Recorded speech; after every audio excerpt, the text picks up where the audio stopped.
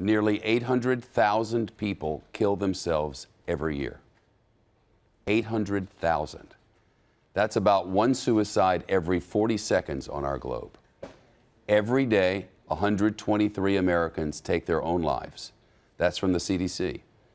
And those are just a few of the heartbreaking statistics. As today, the world recognizes Mental Health Day. Tricia and Kurt Baker are among the countless parents who know the heartache of losing a child to suicide. Just weeks before their son Kenny was set to graduate from high school, he took his own life.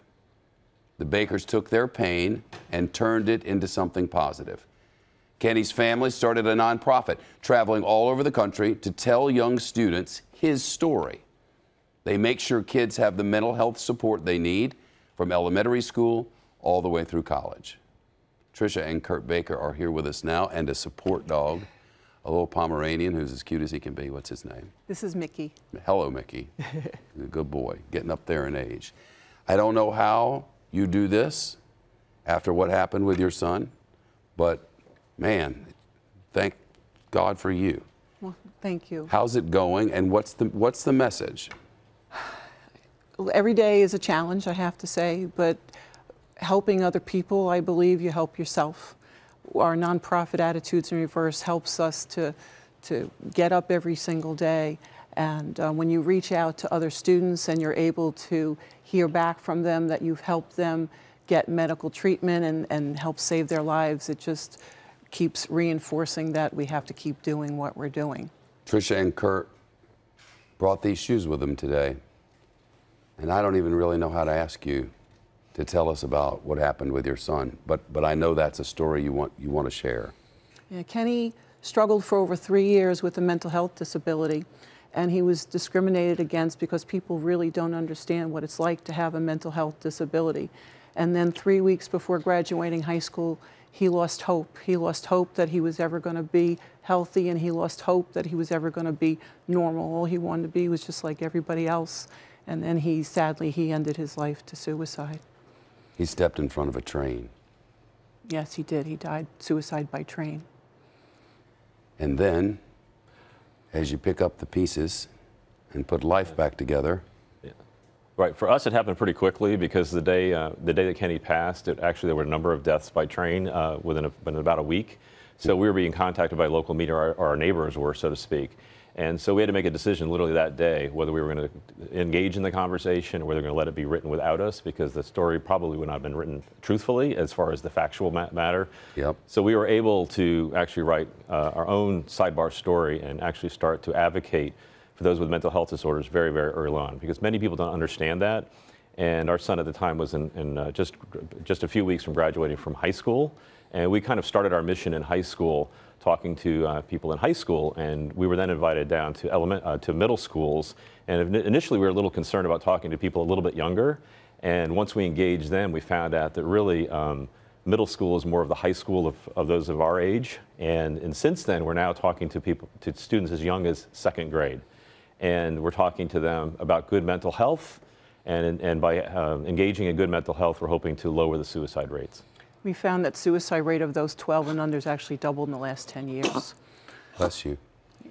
We don't have, it's television, and it's all quick, so we don't have a lot of time. But if there's one thing you'd like to leave with people sitting at home right now who care about you and care about kids, what is it? We all have to look out for each other. Most people who are contemplating suicide will somehow talk about it first. We just don't know how to listen. We're not trained how to listen. We have to take all talk about suicide seriously. And then we have to be there for each other. We have to be kind to each other and be empathetic.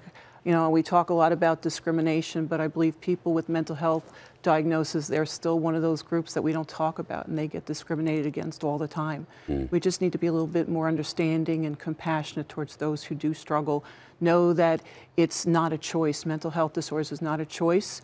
Suicide also is a symptom of an illness. When you start equating mental health disorders equal to any other medical illness, you start to understand that there's nothing to be embarrassed about. Yeah.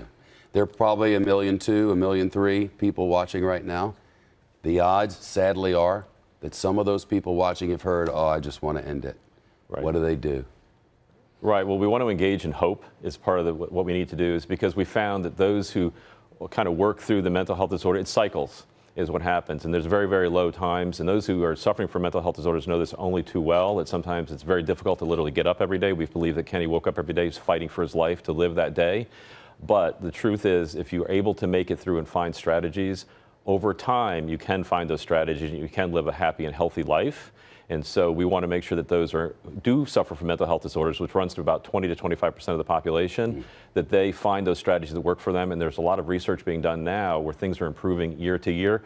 And we also want to make sure that the other 75 to 80% of the population understands those with mental health disorders. And we all have mental health. We all need to take care of our mental health. So if we learn those techniques to take care of our own mental health, and we learn how to be compassionate with those who are actually suffering from a disorder, then we can all be healthier and happier. Kurt and Tricia Baker on World Mental Health Day in celebration of their son. Thank you so much, Shepard. It's an honor to meet you. It's an honor to meet you as well. Thank you so much for sharing the story. All right. Once again, the organization is called Attitudes in Reverse. It focuses on mental health education, and the National Suicide Prevention Lifeline is on your screen right now.